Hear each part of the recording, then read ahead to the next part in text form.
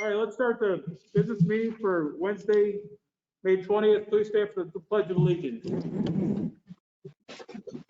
Pledge of Allegiance to the flag of the United States of America and to the republic for which it stands, one nation, under God, indivisible, with liberty and justice for all. If you're ready. Okay, Councilman Scaringi, Present. Councilwoman Resnetti, Present. Councilwoman Riley, Present. Councilwoman Friedman, Present. Councilman Burns, Present. Councilman Strawn, Present. and President Scanlon. Present. That's all 7 here. All right, for the record, Sharon, I have no problem wearing a mask. Okay? Thank you, President. You're welcome. Let's go to approval of minutes from May 6, 2020 business meeting. Councilman Strawn, please. Thank you, Mr. President. I ask for unanimous approval of the minutes from the May 6, 2020 business meeting. Second. All in favor? Aye. Aye. Anybody opposed? We're on the public comment now? Correct. All right, let's start the public comment section of the meeting, please, and we'll let Lee see if he gets any phone calls in. Okay, the phone number to call if you'd like to participate in public comment, it's been posted to the website under tonight's meeting, but also the number, if you'd like to call now, is 607-772-7101. That's 607-772-7101. And we'll wait about 60 seconds, see if anyone calls in. Look at that, huh? Hi, you're calling for public comment? Hello? Hi, yes. So we'll put you on speaker for public comment. Okay. Once you go on, just state your name and where you're from. Thanks. My name is Beth Small, and I'm a public health educator at the Broome County Health Department and the Community Engagement Coordinator for Tobacco-Free Broome and Tioga. I'd just like to go over a little bit what our work does. Our work includes helping to create healthier communities by addressing the impact of tobacco within our communities.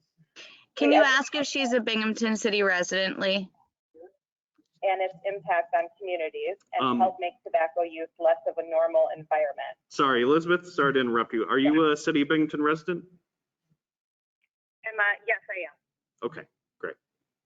You can continue. So we educate about proven methods to help reduce tobacco use and its impact on communities and help make tobacco use less of a normal environment. This decreases youth initiation rates and assists adults trying to quit. Back in 2014, Binghamton was recognized and commended for being one of the first municipalities in the state to adopt a tobacco retail marketing policy to help reduce youth exposure. This was passed unanimously by the City Council.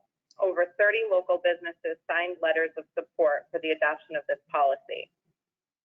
As I'm sure you're aware, the market has changed since 2014, and we need to look at the flavored tobacco products that are being marketed towards kids. Tobacco companies heavily market their products to socioeconomically disadvantaged communities, primarily through local stores. These communities are exposed to more tobacco retailers, more prolific and prominent tobacco advertising in these stores, and more frequent and steeper tobacco price discounts. The result? Despite decades of declining smoking rates, groups with low income and less education use tobacco products at significantly higher rates compared to their more affluent and educated peers, and they disproportionately suffer from tobacco-related disease. Low socioeconomic status youth are more likely to live within walking distance of a tobacco outlet, and higher density of tobacco retailers is associated with higher likelihood of youth smoking or ever smoking. Your neighbor, the village of Endicott, was equally concerned and passed a licensing policy this year. This includes requiring a local license for the sale of any tobacco product, addressing violations including the sale of individual cigarettes, also known as loosies, restricting tobacco retailers from existing within 1,000 feet of the school, and capping the number of tobacco retailers in the village. retail marketing laws are working throughout New York State and hasn't shut any businesses down. Tobacco-free Broome and Tioga, as well as the Public Health and Tobacco Policy Center, are available to assist you with updating the current policy that is in place, and I can be reached at 607-778-2885. Thank you very much for speaking. Thank All right. you. Thank you. Wait, is that one of the ones that needs to be read? Same, no.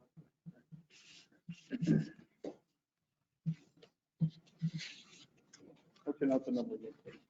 All right, so that number again, if you'd like to participate in public comment, is 607-772-7101.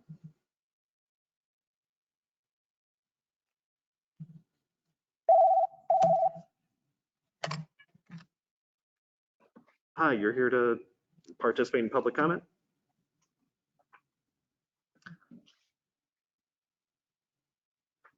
Okay, hold on, I'll put you on speakerphone, okay? Okay.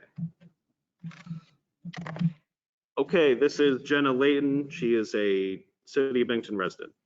Hi there, yes, I'm a Binghamton City resident. I'm also a prevention educator in Tioga County, and I work closely with Tobacco-free Broome, Tioga, and Broome County and Tioga County Health Department. And I just wanted to call in and give my opposition for the third variance to add in another convenience store near on Shenango Street. As a prevention specialist, you know, it's really important that youth are not being exposed to tobacco advertising. It's, you know, the detrimental effects that advertising has on the adolescent brain and how those ads draw kids in through their colors and placement and product placement as well. It's just, there's really no need to have another third store on Shenango Street that's very accessible to youth. And, you know, just the findings that advertising has on the adolescent brain and the long-term effects, it's very serious, and we hope that you take that into consideration. Thank you very much for calling. I appreciate it. Thank you. No problem. Thank you. Thanks. Okay, so that number again, if you'd like to call in, is 607-772-7101.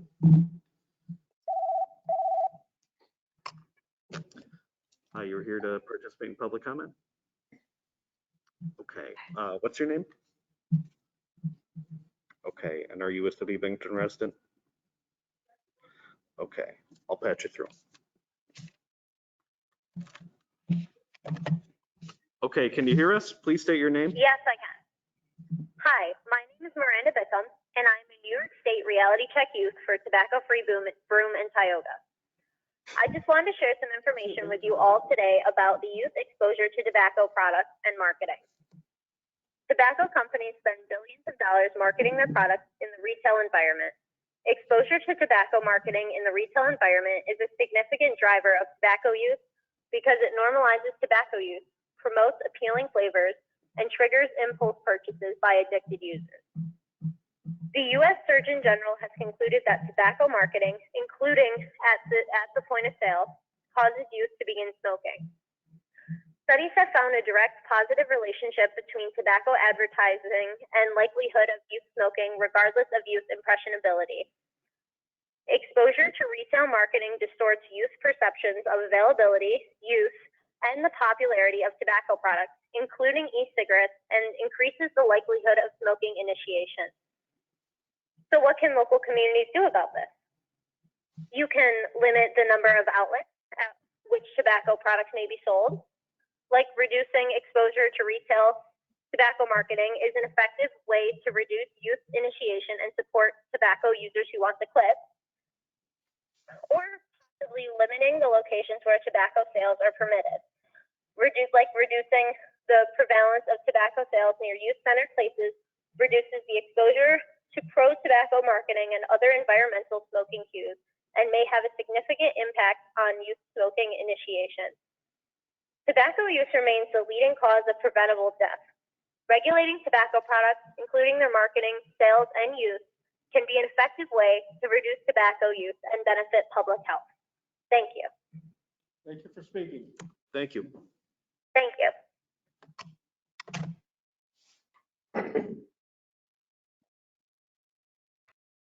Okay, that number again is 607-772-7101.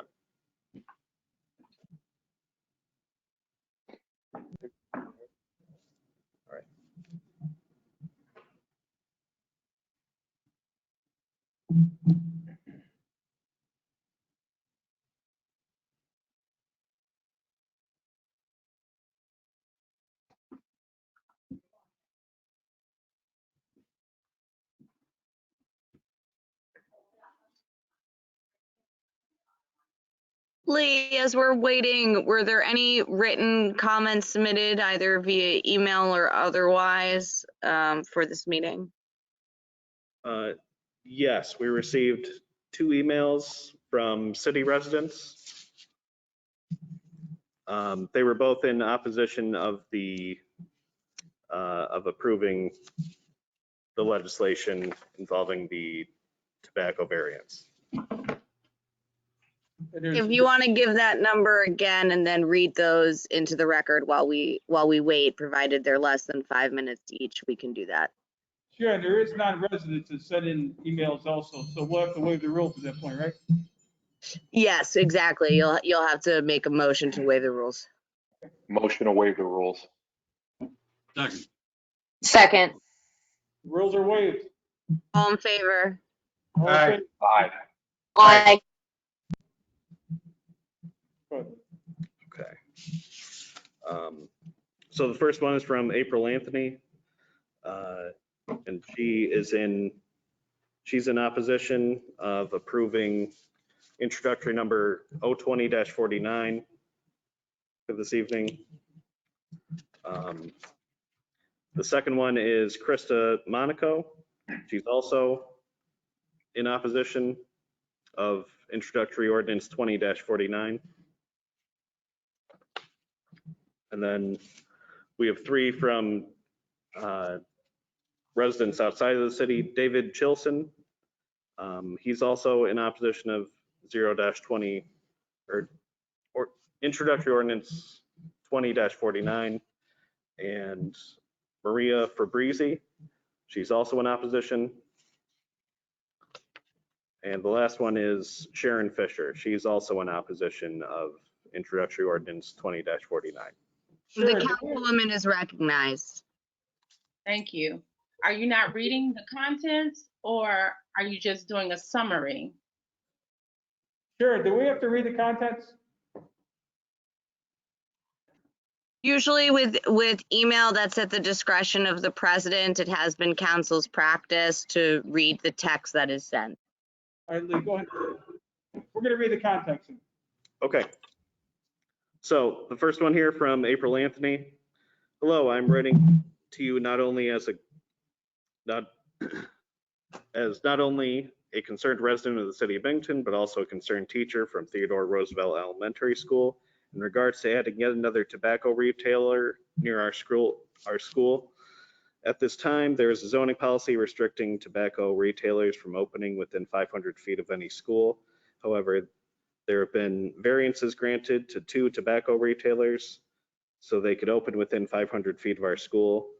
Why is this being allowed? Obviously, this zoning policy was created for a reason, to prevent our youth from being influenced by the marketing and advertisements as these retailers that they have to walk by on their way to and from school every day. Children are highly influenced and very impressionable. They do not need to be exposed to an incredibly unhealthy habit at such a young age. Our students deserve more. We need to do better and be better about our children. Rather than granting a third variance and having a third retailer near our school, the zoning policy from 2014 needs to be adhered to. Thank you, April Anthony. So the second one we received is from Krista Monaco. Hi, my name is Krista, and as a resident of the city of Binghamton and as a teacher at Theodore Roosevelt Elementary School, I have to say that I have some major concerns in adding another tobacco retail store in close proximity to the elementary school. Having young kids and very impressionable minds walk by this retail store every day worries me. The exposure to tobacco marketing on a daily basis, I feel, would encourage kids to begin a habit that is not healthy. At a time in our society when health seems to be most important, subjecting young kids to this unhealthy habit seems absurd. Krista Monaco. Next, we have David Chilson. Binghamton City Council members, thank you for the opportunity to share a concern on behalf of the children of the North Side. My name is David Chilson, and I'm the principal of Theodore Roosevelt Elementary School. I've been principal at Roosevelt for 18 years. I'm a father of 4 and principal to thousands. Our school typically consists of over 400 children ages 4 to 11. Actually, the number is closer to 500 as our school's mobility rate is one of the highest in the southern tier as we turn over children weekly. We gain and lose students from all over the country and the world. Over 98% of our students walk to and from school every day. The majority of children walk from Roosevelt toward downtown using Shenango Street twice a day, coming to and going home from school. They live on the streets along Shenango Street, town and country apartments, and some more aside in the soon-to-be open new apartment complex. In 2014, the city of Binghamton passed a zoning policy restricting tobacco retailers to open within 500 feet of any school. I am curious as to why this policy was created and passed, but this would be the third variance permitted that directly affects the children at Theodore Roosevelt Elementary. Thank you for your time and consideration as you make the decisions that impact children's lives. Sincerely, David Chilson. Next, we have Maria Fabrizi. I am a preventionist working with the city of Binghamton, working with the Binghamton City School District on different prevention initiatives within their district. It is very disturbing if another tobacco retailer is allowed to open in the proposed location on Shenango Street within 500 feet of Theodore Roosevelt Elementary. If passed, this goes against the city's zoning policy restricting tobacco retailers to open within 500 feet of any school passed in 2014. As a community, our first goal should be protecting our youth from harm, especially the harm that comes from tobacco messaging and point of sale contact. Point of sale advertising has become one of the final frontiers for a tobacco industry looking to market its products to impressionable youth. Research shows that schools with more tobacco retailers within walking distance have higher smoking prevalences than schools with fewer retailers nearby. It is my opinion that youth should not be subjected to tobacco marketing, especially a store they might frequent after school with friends. We know the average age of onset tobacco use in Broome County is already 12.7 years of age. Having a tobacco retailer in such close proximity of a school would unfairly target youth. Upon seeing tobacco messaging and marketing at the point of sale, impressionable youth will be even more tempted to try smoking at an early age. I strongly feel that tobacco retailers should not be allowed to locate near schools. Maria Fabrizi. And lastly, we have Sharon Fisher. Dear council members, I recently retired from the position of public health educator in the tobacco control program at the Broome County Health Department. In that position, I learned many alarming details about ways the tobacco company effectively target youth to hook them on their products. I also learned that evidence-based methods work to protect youth from a lifetime of addiction and disease. One of the most effective evidence-based methods is to prevent tobacco retailers from locating in areas that children frequent. Tobacco advertising power walls behind the checkout and bright displays of tobacco products attract youth and increase the likelihood of experimenting with tobacco and beginning a lifelong addiction. For these reasons, I encourage the current City of Binghamton council members to deny the variance that will weaken the attempt of the original council members that passed the zoning restriction in 2014 to protect the health of the children of Binghamton. The youth deserve this protection. Sincerely, Sharon Fisher. And that's all. All right, thank you, Lee. Okay.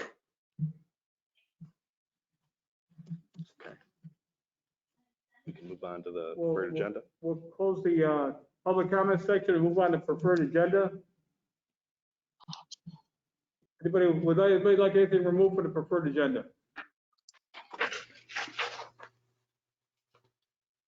All right, hearing none. Move on. Introductory ordinance 20-48, consider parks. Councilwoman Restinetti, please. Thank you, Mr. President. This is an ordinance authorizing the mayor to enter a permanent easement with New York State Electric for electrical services to the new 911 cell tower at Ely Park Golf Course. I think I needed to say I stand up and ask for unanimous consideration. Second. Thank you. Sure, should you read that again, and we're all right? That's fine. Okay, thank you. Questions or comments on this? Call the question, Mr. President. Question been called?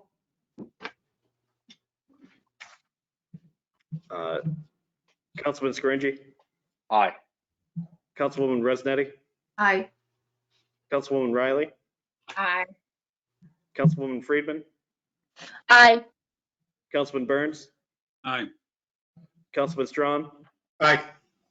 President Scanlon. Aye. That's 7 ayes, 0 nays. Introductory ordinance 20-48 passes. Introductory ordinance 20-49, consider planning. Councilman Strawn. Thank you, Mr. President. I ask for unanimous consideration of introductory ordinance 20-49, an ordinance to allow the sale of tobacco products at 494.5 Shenango Street. Second. Questions or comments on this? Yes, this is Councilwoman Friedman. Okay, yes. Thank you, Mr. President. This is at least for me, a very tough decision.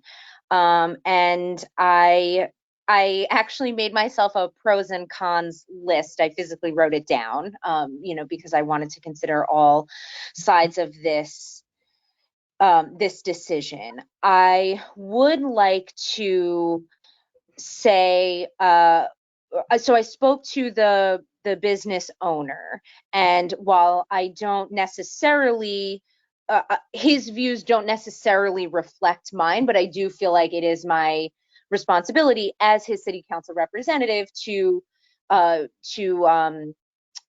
pass along to you what he said when we spoke. So he was saying that had he known 6 months ago that he would have had to jump through all of these hoops, he probably would not have purchased the property. He said that he did a lot of cleaning up of the building and also purchased the property next door to try and bring business to the north side. And he also said that he does not plan to put the cigarettes on display, like how some of the in the public comments, someone was saying that or a lot of public comments were saying that this is, the last push that tobacco retailers have, is they have this sort of wall of tobacco products behind the counter. So he said he doesn't plan to advertise them that way and put them on display. But his main concern was not so much the sale of cigarettes, but the fact that cigarette smokers are not likely to frequent his business if they can purchase cigarettes and all of their other items at a different store. So it's more about capturing that market of people rather than the sale of cigarettes himself. And yeah, he says he's been waiting for a long time to get this to pass. He's gone to all of the meetings and feels like he's kind of been, jumping through a lot of hoops to get here. So I did want to fairly represent his point of view and, pass along what he said. On the other hand, I do also believe that the zoning variant, or rather the zoning code, should be the rule and the variances should be an exception. And if we keep passing exceptions, then what is the point of having this statute in the zoning code if we are not going to uphold it.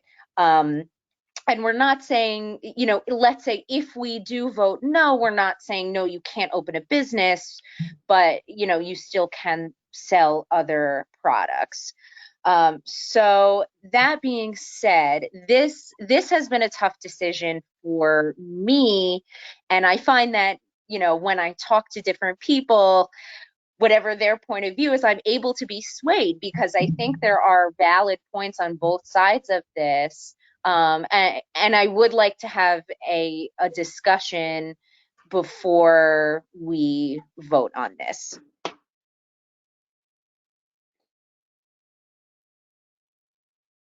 And that's it for now.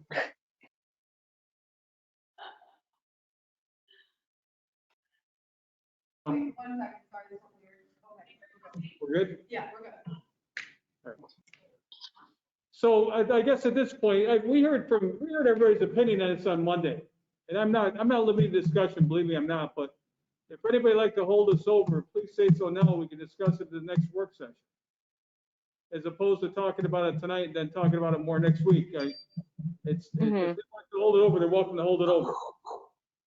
Well, I wonder, would it be appropriate, or would people be interested in potentially sending this back to committee with having it, I can't find the words, but sending it back to committee and having a oh my gosh, what's the word, where it's like a mandate, that we allow this variance with the understanding that the tobacco products will not be advertised or will not be, put on display by the cash register to eliminate the advertising to young children, something like that. I don't know.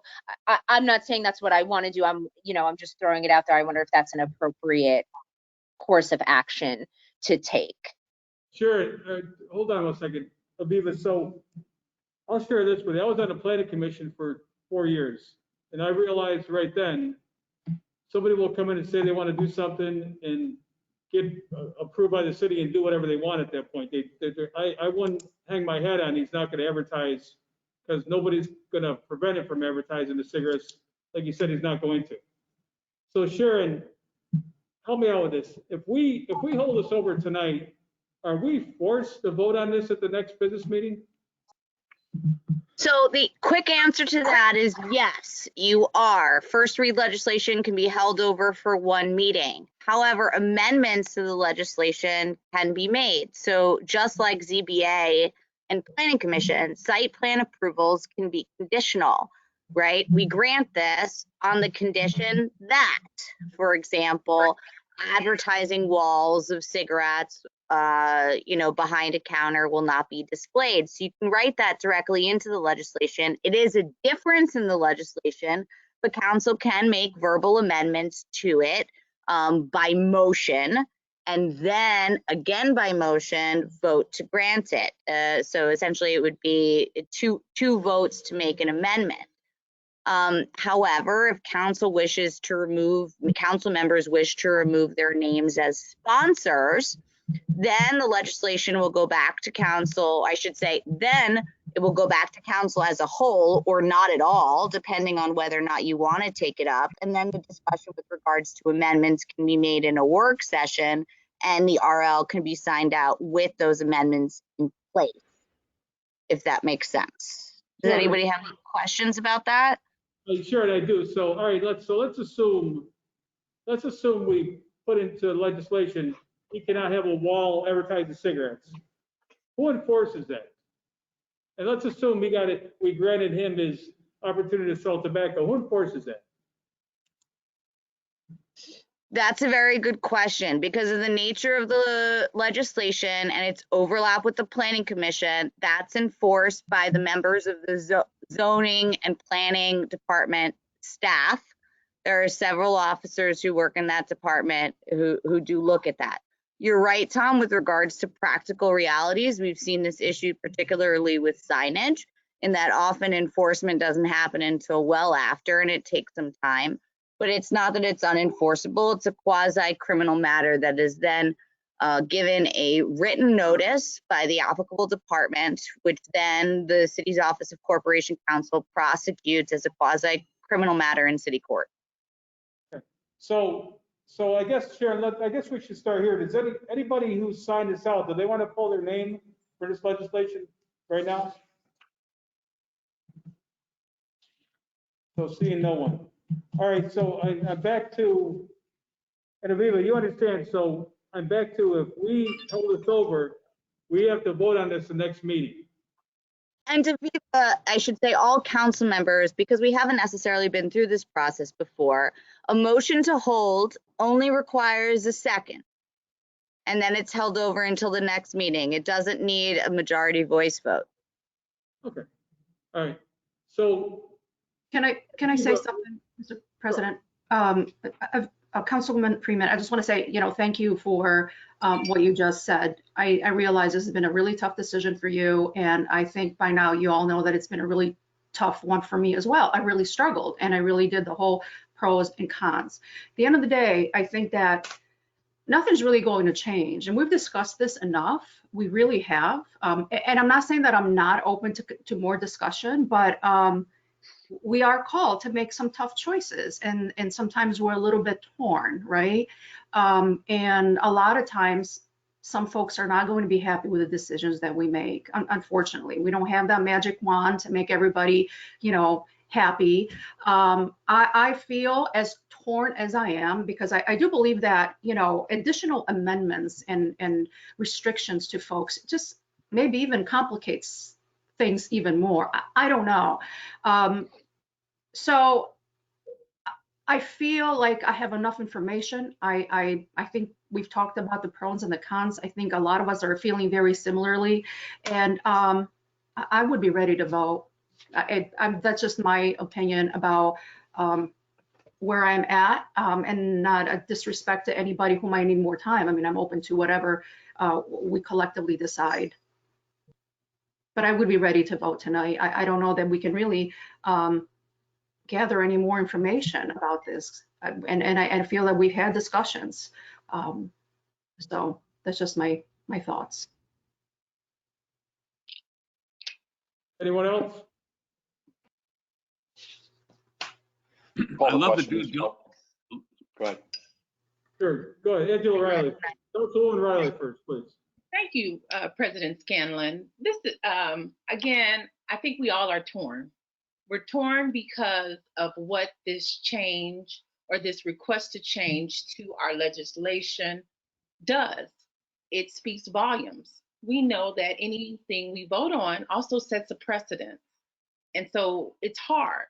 We also want to show future business, future entrepreneurs that we are open and supportive, which I think we all know. We support new businesses. We support new infrastructure. We are that council.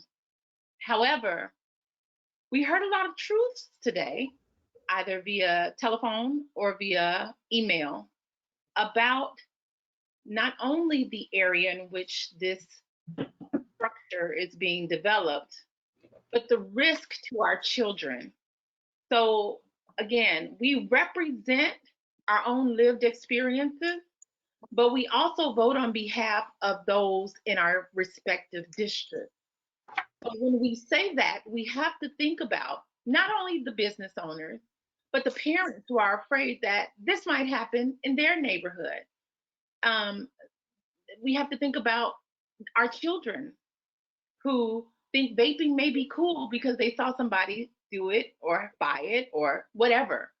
So again, we have to think beyond ourselves, think about our districts, and then think about the overall impact that what we do today will do on all future legislation and all businesses. I support this gentleman and his entrepreneurial spirit, and I believe he could be successful without cigarettes. So I'm not sure I will support whatever the council decides in terms of holding over and readjusting the legislation. However, I'm not sure if we adjust or make amendments to what's here, that it will be enforceable. We've had conversations about laws that exist that are not enforced now, right? So we have to be realistic, and we have to think about not only ourselves, but those we represent. Thank you, Councilwoman. Councilman Burns, please. Thank you, Mr. President. I was just going to say I love the due diligence that Councilman Friedman did and giving us both sides. What touched me the most of what I heard was the gentleman who I think we all met him when he came to our meeting a few weeks ago or a few months ago. But he said that he wouldn't have even bought the building had he known that he had to jump through all the hoops. And I was at the planning meeting with Councilman Strom, and we saw that he's there. He's did everything that they told him to do, you know. So Councilman Riley and Councilman Friedman, and I actually spoke to my daughter today, who's a principal down in Vestal. She agrees with you two. So I went over it with her, but she understands both sides. And then when I left babysitting today, I went and I drove over to the store, and I drove around the school, and I saw the other two places that sell the cigarettes, and his is actually quite farther away than those two. Yep. I don't know how he would advertise, because it's a storefront. It's not like a corner. It's not like he's going to put the big sign up. I don't know what he can do, but it's going to be, it looks like it's going to be more laid back than the gas station. But that's it for me. Thanks. Anyone else, please? Councilman Riley. Yes, go ahead. Thank you. One more thing. When we buy property, we assess where the property lies. If there is a zoning ordinance that is in place, we follow the zoning ordinance. We don't expect a variance based upon historical perspective or historical activities, actions. You wouldn't buy a house next to a liquor store if you did not want to live near a liquor store, because you know how it's zoned. You can't expect something to occur just because of what happened in the past. This is the first time City Council has had to discuss such a variance, an override. So I just want to highlight that as well. Thank you. Anyone else, please? Mr. President, can I say something? Yes, Councilman Strong. I'm struggling with this way more than I thought I was going to when I was at the planning meeting. I do want to say, I appreciate what Councilwoman Riley just said. I do think after the planning commission, I'm struggling more. I know I'm maybe looking at this way too simplistically. I drove by today. I happened to be at Ely Park and drove down the hill when I came home, right by it. It's a lot farther than those other two stores, and it's more than 500 feet walking. I think he wasn't thinking through fences of a straight line where you can't get through that way. So it's more than 500 feet how you would actually have to get there. So I think he was thinking walking distance, not like a drone. I just throwing that out there. I think, but I agree. You're supposed, when you buy the property, you can't just assume you're going to have whatever. But this is way tougher than I thought. I wouldn't necessarily be in favor of doing a planning thing, even though I'm in charge of that. But I will be honest and say I would be in favor of some kind of an amendment, even though it's hard to enforce. It at least holds him accountable to himself with what he told Councilwoman Friedman. And I know that might muddy the water, but I just didn't think about that till now, but I would be open to at least discussing that. And my sub question is, can the council themselves hold him accountable by rescinding if he does not do that? Or does it have to do you turn it totally over to zoning and to the other parts of the city if we were to vote yes, but with an amendment that holds him to what he told Councilwoman Friedman that he would not do from a marketing standpoint? Sure. Councilman Strawn, I think that's a really interesting question. I do think based off of the fact that it's been changed from zoning, which is a zoning variance. This is an exception as a point of clarification, not a variance. That you can write it into the legislation to be subject to revocation. Absolutely. Unlike zoning variances that run with the land and have I should say similarly, in zoning variances that run with the land, if there's a violation of any of the conditions, it can be subject to revocation. So council surely has that authority as well, and it can be written into the legislation. So if that's something that council wants to consider, potentially holding it over with one motion, only one person has to do it, and a second, in a discussion at the next work session, we could potentially draft that up after continued deliberations. If it's something that council members are struggling with. What I hear from Councilman Ressinetti and Councilwoman Riley is that regardless of the conditions, enforcement is problematic, or that conditions don't necessarily change council's vote on the matter.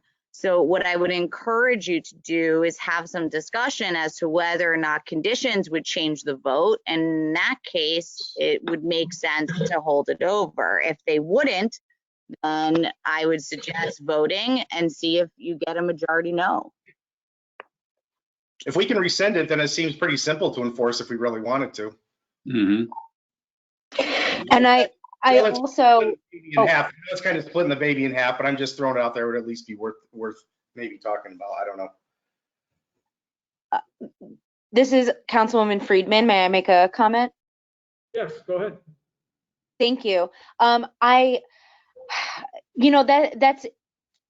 interesting. And I think I want to go back to what Councilwoman Riley said about setting a precedent, that I wonder if making a not an exception. Why does this word keep escaping me? But if we redraft the legislation with a condition, would that maybe serve not only to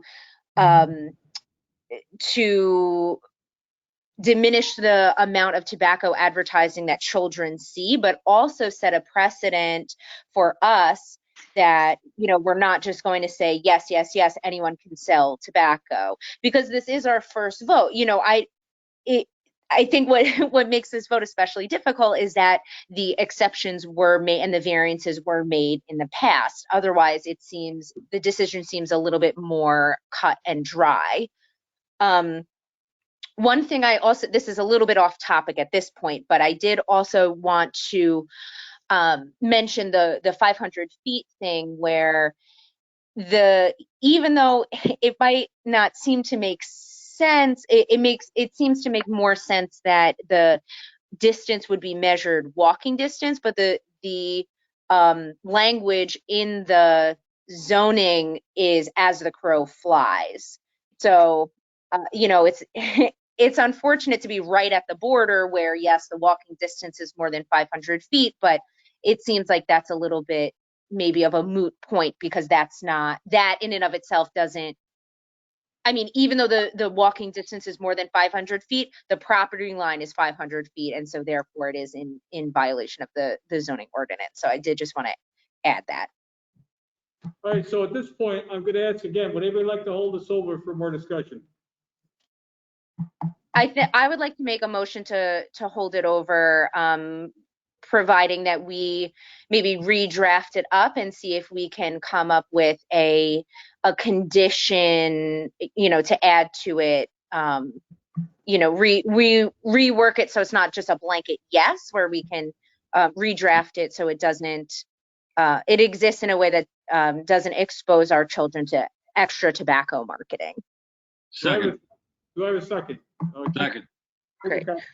So that's held over, but as just a point of clarification, the thing that is held over, the legislation that is held over, is the legislation as drafted. Right. So Sharon, does that mean that then we can't This- rework it? What it We have means to is vote on it. this legislation as drafted will go to the next city council business meeting. Council members can make a motion for amendments to that piece of legislation, but it will be 2 votes, one on the amendment and one on the existing legislation. Does that make sense? Yes, yes. Yeah. So Okay. Do I have a So do we- motion to amend this RL as we look at it right now? Do I have a motion to amend it? So moved. Do I have a second? Second. Second. All right, so Sharon, we would amend this at the next work session, is that correct? Okay, so let me clarify the procedure that just happened. So someone made a motion to hold, that motion was seconded. This piece of legislation is now held over. However, the motion to amend the legislation, which is just seconded, needs to be specific. All right, what amendments are going into it, not just the fact of the amendment. So my suggestion would be, even though there's a second, that the motion, or I should say that the legislation be amended, there is nothing before council right now, or even in the work session, as to what those amendments would be. So essentially, I would say we treat it as a motion to hold with the acknowledgement that council members wish to amend the legislation, and that will be discussed at the next work session / in the time period between now and the next work session. If there are amendments that should be added, I suggest we do them in writing, since we have the time between now and about a week and a half from now for Monday, so the amendments can be looked at. And those amendments can then be added when this first read legislation becomes second read legislation at the next business meeting. Does that make sense? So Sharon, you would suggest that council members send to Lee, send the clerk's office, what their intentions are in writing to amend this? Yes. Okay. So Sharon, you could help us write that before so we can see it, how it would look officially and pass muster. If we can, since we have time, we could do that, and then we'd have actually something to look at rather than just talk about it. Yes, my suggestion is, other than amendments that are not dispositive, i.e. technical errors in legislation, numbers, Councilman Scarinci, Scanlon, and Restinetti have seen us do those verbal amendments on the record. If there are substantive dispositive amendments, I do suggest that they be put forward in writing and new legislation be drafted. And it may be, come the next work session, we actually are presented with 2 pieces of legislation, one in which we vote no for example, and one in which has the amendments. And how that plays out is really up to council. Can I ask, maybe as the chair of the planning committee, that I ask Councilwoman Friedman as a member of the planning committee to work with you to come up with something that reflects the conversation that she had with the landowner? Not that it has to be exactly what he said, but that's kind of where my mind's at. Because it sounds like what he said makes sense. It just has to be worded in a official way, so that we can look at that and in essence hold him accountable to what he said that he wants to do. Absolutely.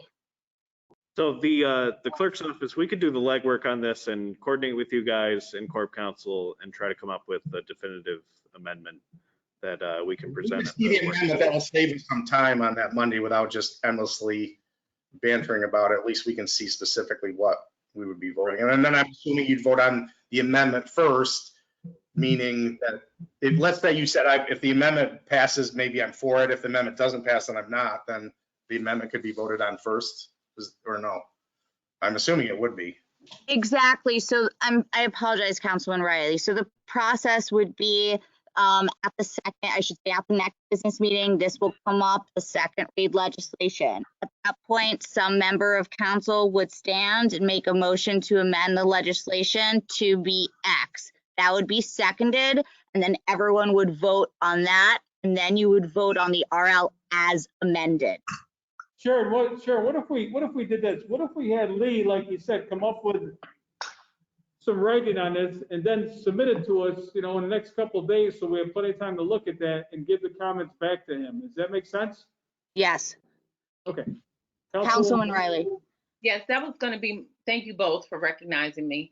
That was going to be my suggestion, that it come out of committee, because again, if we see it and you guys haven't talked about it and then we haven't talked about it, then we'll be back here at this impasse. In fact, we may need to look at several iterations of legislation to make sure that it is not overly egregious or overly punitive, to make sure we are not also causing a disservice to the owner. So you can call a committee meeting, right, for planning, and we can come. I feel like we're beating this up way too much, but Councilwoman Riley, you're 100% right. So let's put it in. Phil Strawn is the chairman of the planning commission. Is that correct? Correct. All right, who else is on there with him besides Councilwoman Friedman? Gio and Aviva. Okay, all right, so you three, if you could get together, please, when we're all done with this, contact each other, get together and decide what you want to come up with as far as writing. And then we'll give it to Lee. And the sooner you do this, the better, I think, so we have time to look at it. I know it's a week and a half away, but it still would be better, the sooner the better. And then we can go from there. Absolutely. All right, let's Councilman, move on. I'm sorry, President Scanlon. Councilman Burns, did you have a comment? I was just gonna say, I would like to sit in on that meeting, so I'd like to know when that is. That planning meeting. Sure, and I'm sure that's permissible, right, Sharon? Yes, absolutely, it's permissible. All meetings of public officials or public bodies are open meetings, which includes for other members of council.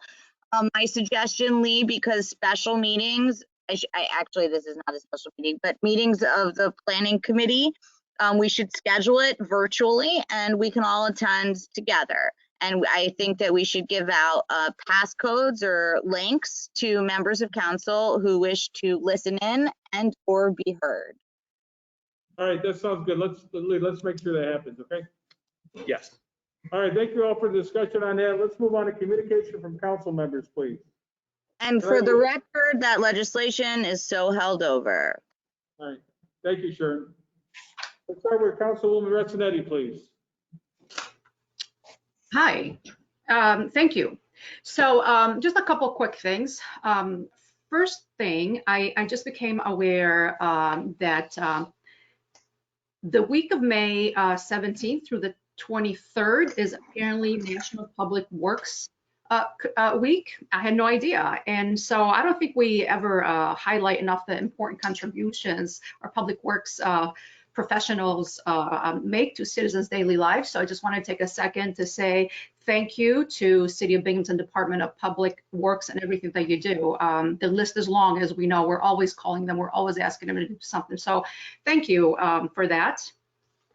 Another really quick thing is, well, we a lot of students graduated last week and this week, unfortunately under some sort of unprecedented circumstances. And I wanted to just say congratulations to all who pushed through this last semester with all its challenges. And I wanted to particularly just kind of take a second and highlight the graduation of the latest cohort, social work cohort to graduate from Binghamton University. And yes, I'm a little biased towards social workers, obviously. But I feel like this group is going to hit the ground running for sure with everything that's happening in our country and in our world, really. There's a need for social workers now more than ever. But I have absolutely no doubt that they will do amazing work. They are certainly armed with the skills and training they need to go out there and make a difference, serve those who are in need, the vulnerable, and just do the good work. Of course, I have to say that, the good work that social workers do. So congratulations to all social workers out there.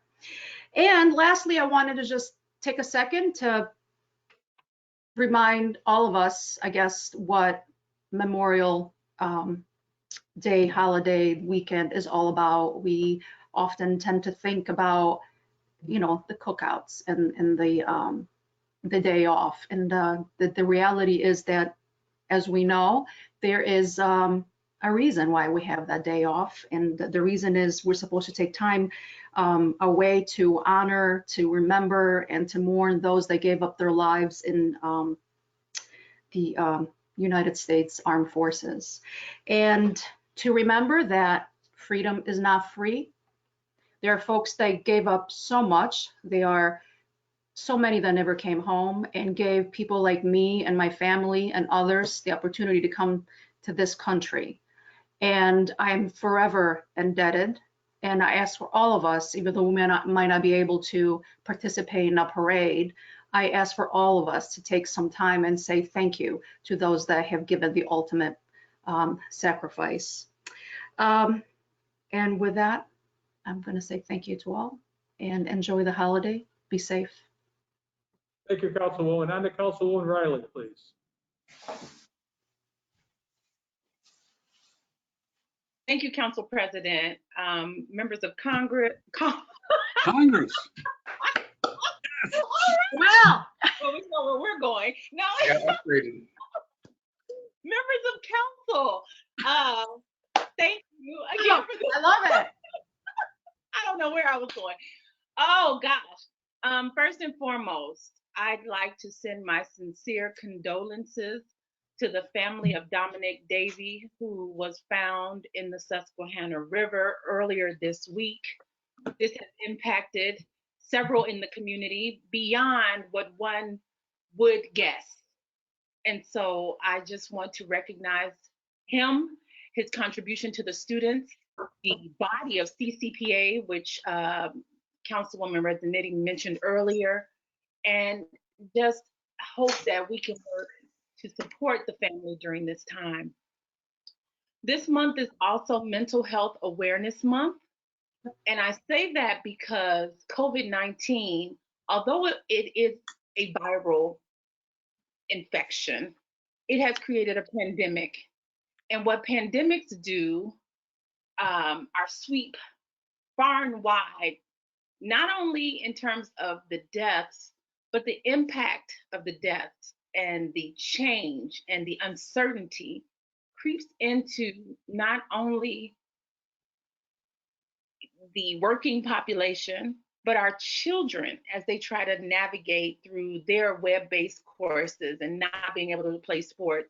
And I bring this up because I think we all try to maintain our normal level of activity, our normal, we have our same expectations in terms of productivity. And at this time, it is unreal. And so we need to stop. We need to pause and really take time to reevaluate ourselves and our well-being, because it's hard. It's hard out here. So I want to, again, make sure you are doing a self-check. Make sure you are implementing strategies for your own well-being. I want to highlight that we also have the New York State, can you see it? COVID-19 Emotional Support Helpline, which is available. And if you did not want to utilize a statewide service, UHS has the crisis line that you don't have to use if you want to just, it's not only for those that are at the end of their rope, it's for those that need options for coping. And that number is 607-762-2302. So again, check on your neighbors, check on yourself, check on your children, because this pandemic has affected everyone. and in ways we may not know and may not see when we just say hello or have you finished your homework yet. So I just want to say that to our council around the table, as well as anyone watching. I also want to again recognize Memorial Day. Thank you to our Public Works team. And I ask that you continue to remain safe. Do what you need to do to not only protect yourself, but support the values of your neighbor. When you wear your mask, you respect me. So I thank you guys for putting on your masks, even if I'm only watching you through the television screen. But it shows that, again, we want to stop the spread of this virus, and we have to be the models for our neighbors and friends. Thank you, guys. Okay, thank you, Councilwoman. On to Councilwoman Friedman, please. Thank you, Mr. President. I'd like to say first of all, thank you to everyone with, especially Corporation Council, with your patience as we are learning the processes of how everything works. I also wanted to mention Dominic Davey. He was a personal friend of mine, and obviously there are a lot of questions that will never be answered. But I think his death highlights the need for mental health care. I can't ask him what he was thinking at the time, but especially among people who are marginalized, life in general can be very difficult for a variety of different reasons. And it feels kind of shallow to sit here and say, oh, reach out to someone if you need help, because people know that's what they should be doing. They know that they should be taking breaks and going outside and eating healthy and exercising and all of these things that contribute to our mental health. But losing him really highlights a gap in our mental health care, and I don't propose to know or purport to know how to solve that, but I think it is something that we absolutely need to talk about. As far as everything else, I don't know. In a way, there's lots of things going on, and in a way, life is pretty boring because we're all at home kind of entertaining ourselves at home. But I hope everyone is staying safe, and it's exciting that New York State is starting to reopen. I hope that people are still following CDC guidelines, washing their hands, wearing masks, staying 6 feet apart, et cetera, et cetera. And that's it. I look forward to seeing everyone in 2 weeks on Monday. Thank you. Thank you, Councilwoman. On to Councilman Burns, please. Thank you, Mr. President. I would just like to again remind folks out there that the city does have some COVID money that was given to us in a grant, and that if you need help, you can go to our planning department online, and you can get an application for this help. If the red tape is too much for you, you can email me, Jay Burns, cityofbinghamton.com, and I would be happy to help you through it. I want to thank Councilman Friedman for tonight. I learned a lot tonight through this whole process we just did. And it was her whole demeanor and everything, the way she brought the whole thing up. I just love the whole thing, and I love what we're going to do with it, the way it's coming out. In regards to Memorial Day, I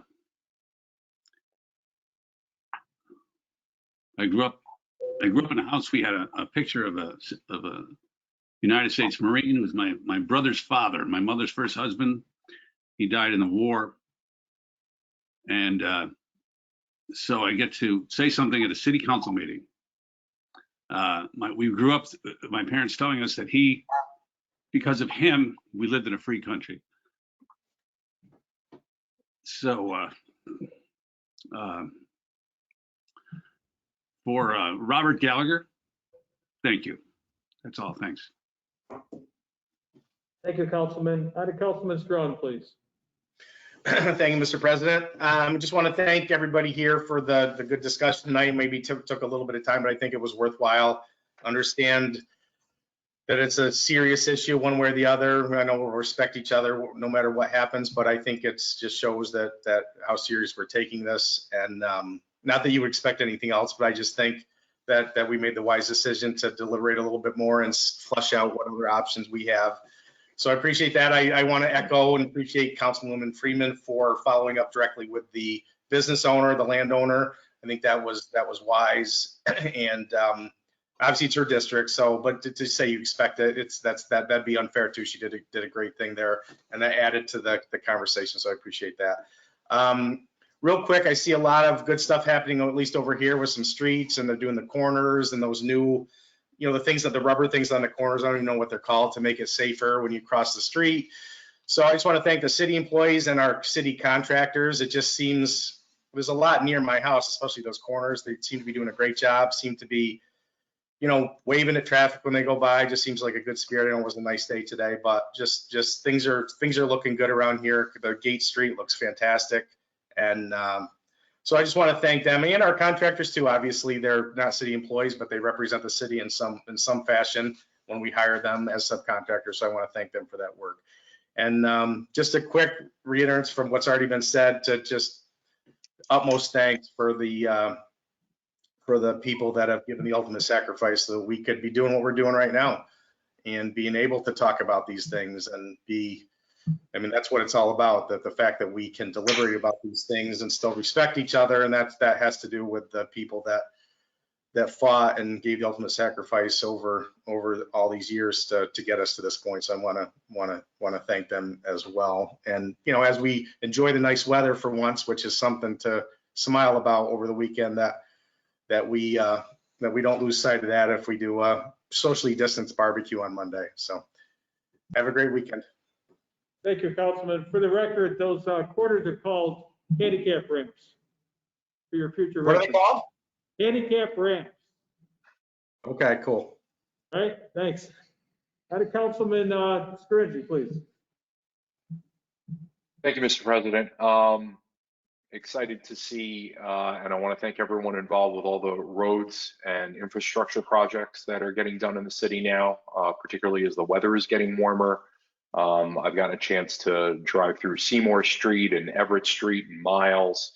The Glenwood Ave is finally reopened. It came back open up yesterday, so that's a major thoroughfare coming off of Clinton Street there. So it was great to see that. So I want to thank everyone involved with that as well. Want to remind all of our residents, obviously, good chunk of the city has already had their garbage pickup already. But if your garbage pickup was earlier this week or tomorrow or Friday, please remember that we are now using blue garbage bags again. So make sure that you make that switch if that's something that you haven't gotten to yet. Want to congratulate all of the graduates in the local area, especially getting through such a very, very difficult semester. And I hope everyone has a great weekend.